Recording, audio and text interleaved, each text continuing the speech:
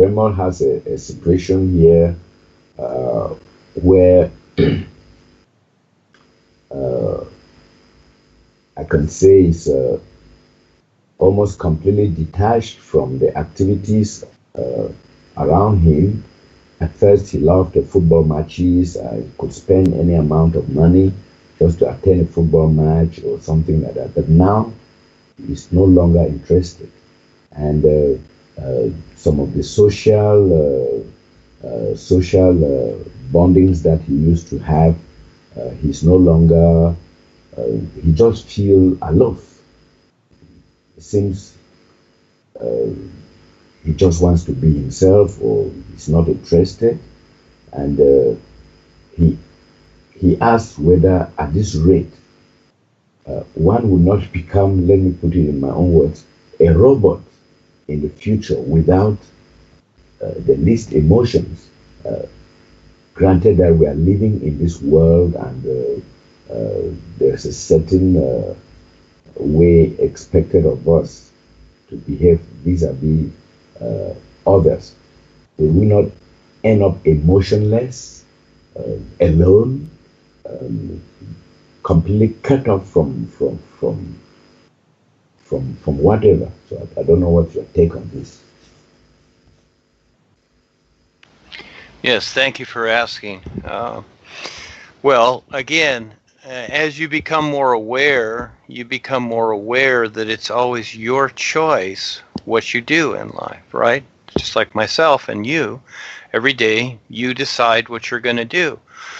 So it's not that we're going to become something according to the social standards, robotized or, you know, insignificant or indifferent or alone or all these things. These are ideas. All right. Again, we've been literalized. We've come up through ideas. So it's really always your choice. And so every moment, this is where, again, as you learn to recognize the isness, you might say you get yourself out of these ideas that you followed previously. We've been taught to, you know, create ideas and then to follow these ideas, or to follow and decide upon and agree upon the ideas of others. Okay, we do that. Excuse me. And so, but in the meantime, through the new you become more aware. That becomes the difference. So he constantly has, he constantly has the awareness to decide what he's going to do or what his life is going to be. That becomes the difference. So sometimes you have to talk to the personal self. The personal self has a life all its own. And it creates these ideas, you might say, because this is what it's come to know. But you have the awareness, and just know that whatever situation comes up, whether it's out in the world or with yourself, you have the awareness now to confront it and handle it. It's just that simple, because it's all by your choice. Even though choices are made in the world, even though we have chemtrails in the sky, we're not making that choice.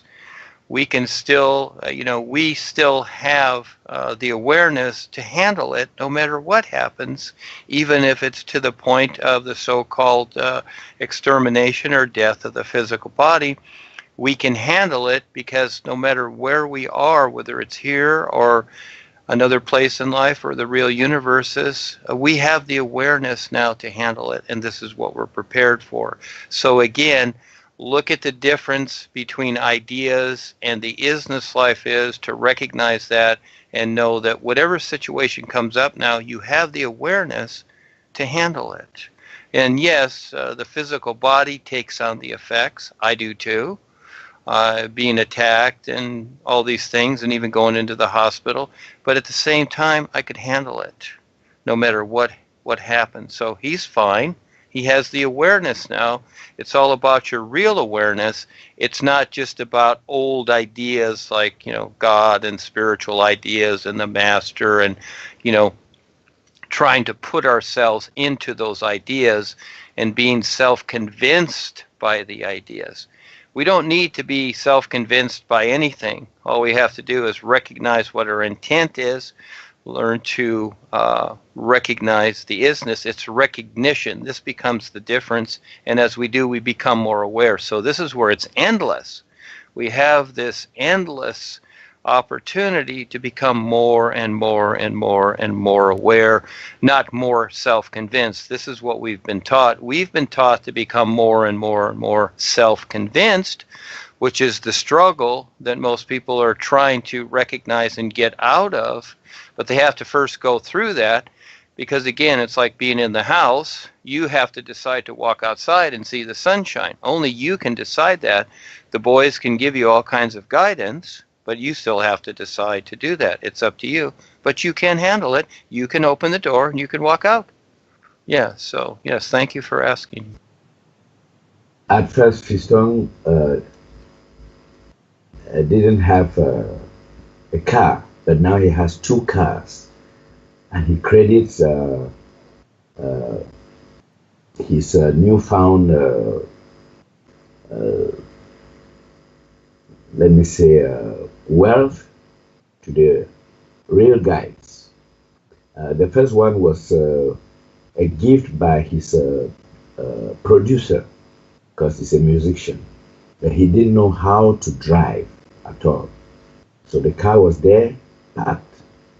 Then he had a real side experience in which one of the guides taught him how to drive, and he followed the lessons very well on the real side. And upon waking, he did the very thing that the guides had taught him. He entered the car and drove onto the highway, and he is a driver today without going to any driving school. All was on the real side of life, that he had where he was taught how to drive by the real guide. And so that was the first experience, how a car came into his life and how he learned how to drive. And then the second real experience, he dreamt, he realized that he was given a gift of another car with the headlamp broken or so. And he was wondering, he told his wife even that he's been given a gift, offered a gift of a car by a friend, and he doesn't know how that will come about. Then the moment came when he visited a friend, and they offered him this car exactly with the headlamp broken, and he had to replace it. So he now has 2 cars without buying them, and then in very good condition. He didn't learn how to drive. He didn't go to any driving school, but he's an accomplished driver, thanks to the real guides who taught him on the real side. So Fiston is, can we say, blessed by the real guides. So Duane, I don't know what you have to say about this. Yes, thank you for sharing that. It's fun. I was looking at that, and so again, we're provided what we need or what's coming up or to prepare for all of those things and so much more. Also, looking at the second car, it's interesting. There's really 2 of us, and that is the personal self. So the personal self learns to drive, and then he gets the second car. Well, it needs a new light, doesn't it? So he puts a new light in it. So again, it's kind of interesting. There's more to it than that, but that's the basic idea. But again, everybody gets what they need, and so we've earned certain things. We have a certain awareness about us.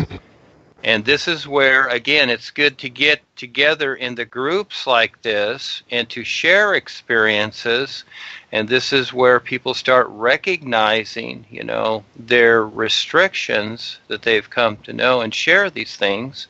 And so it's not a matter of, oh, my experience is better than yours. It's a matter of sharing so that we become a real universal community so that everybody benefits from that. So we contribute, just like in a business where there are people working at the business and they all contribute to the ideas that are being created. So the same thing here, as this is where I see the groups, not classes, but groups, as very important, to where we each step up and we have something to share, because it's all about survival here, isn't it?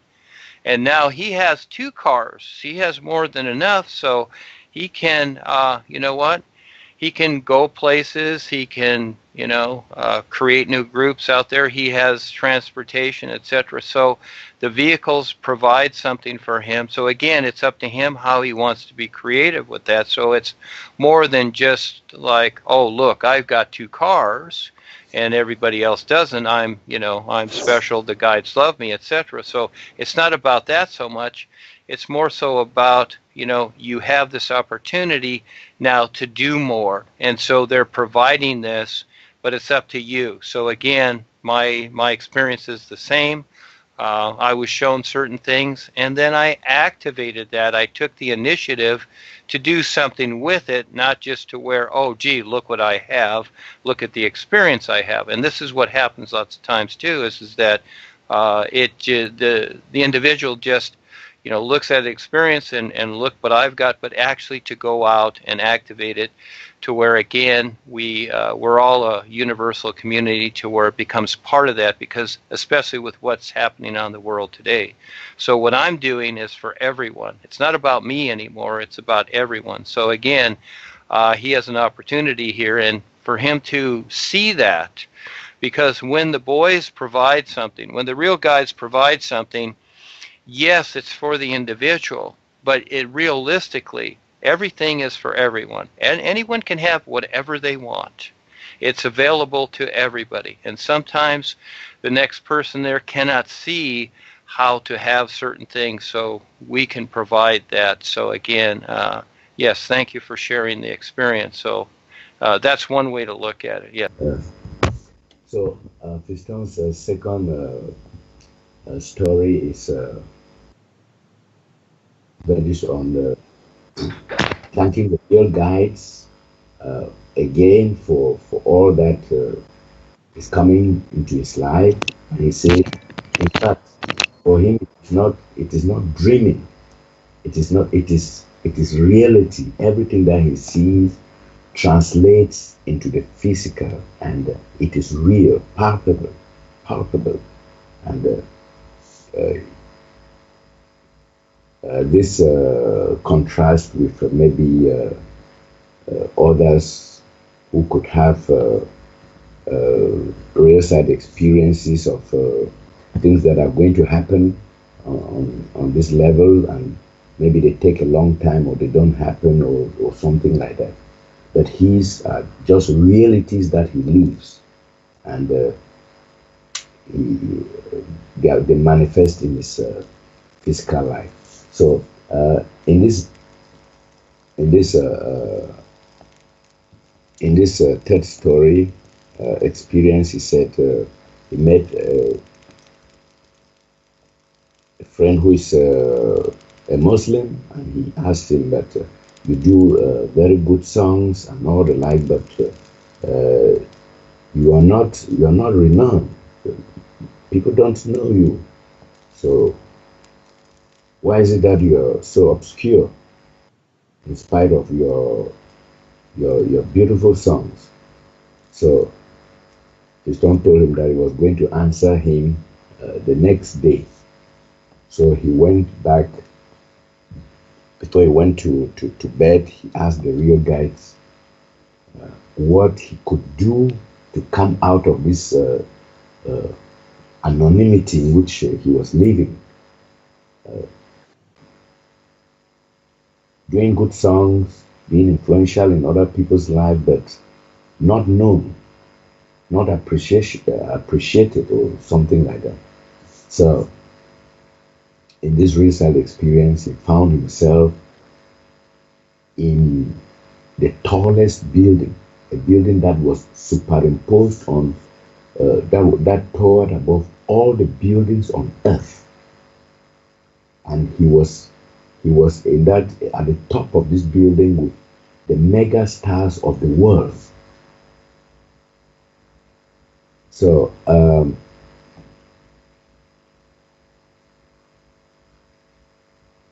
while they were deliberating there, so uh, they asked him how he had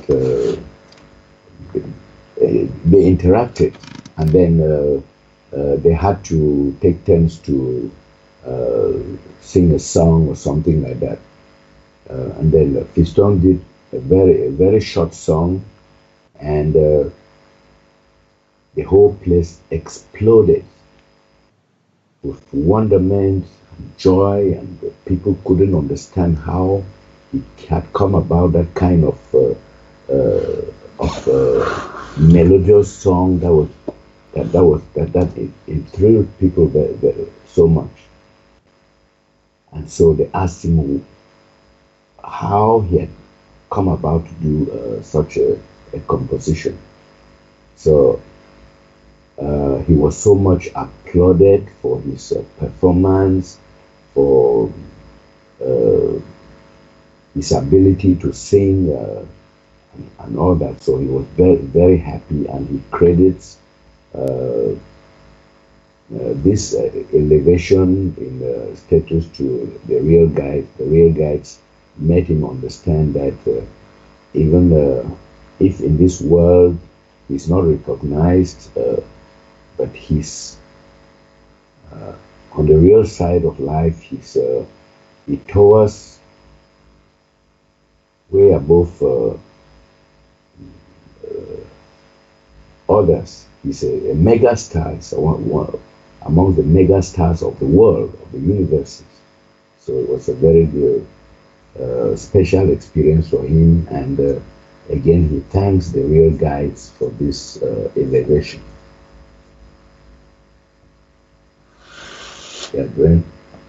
Yes, thank you. Tell him thank you. It's self-explanatory. You just explained it very well, Charles. And yes, because this is the next step for everyone, and he recognizes it.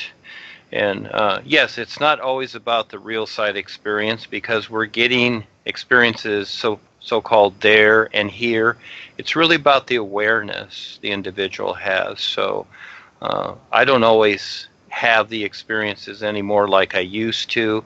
It's more about recognizing every moment what's taking place. It's a nowness. It's simply recognizing what's going on, more so than the experiences themselves. So again, each person has what they have, and he asked the question, and he was shown the reality of what he's able to recognize. And so again, yeah, you explained it very well. So thank you. Yes, yes, thank you.